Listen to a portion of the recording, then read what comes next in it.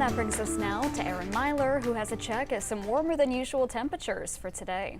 Yeah, Chloe, it's going to be warm just like it was yesterday. That's all due to everything sitting over the area still. Low pressure in the warm sector right here. It's allowing a lot of the heat from the south to move into our area. You noticed it yesterday. You're going to notice the same thing as we head through your day today.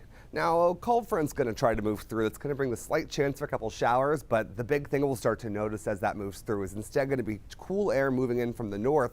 That's going to dramatically drop our temperatures here as you get into the rest of the weekend and the week ahead, really, actually. And then we're going to have this low that's going to go right near Cape Cod. As it does, it's going to bring us the chance for some showers and even some snow if you're living far enough north. Now, as we go through your day today, it's still going to be just like yesterday, pretty nice with lots of sunshine in the forecast. A couple clouds here and there still around, but the big news is going to be that temperatures are going to be staying in the mid to upper 70s here as you head through it. So high temps for some could be record breaking.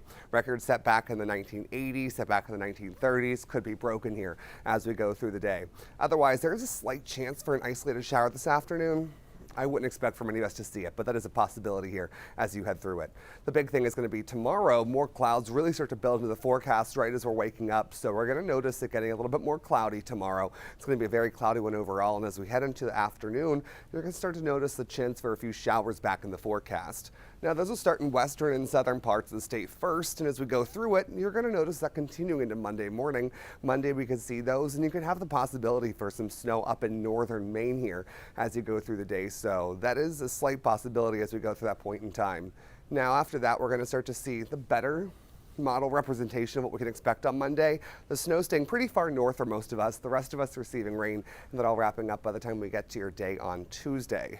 As far as your rain totals are concerned, like I said, I wouldn't expect to see much tonight or in this afternoon. I mean, we're not really looking at much of anything in the way of rainfall there, but better chances we get into tonight into tomorrow morning, or tomorrow night into Monday morning, I should say. We're expecting a half an inch for most. Some people could get up to an inch of rainfall as we get to that point in time, and then snowfall for northern Maine on Monday. You could get an inch or two is what I would expect generally. Most people probably staying towards an inch, but the rest of the state will kind of stay out of that for now as we move through there.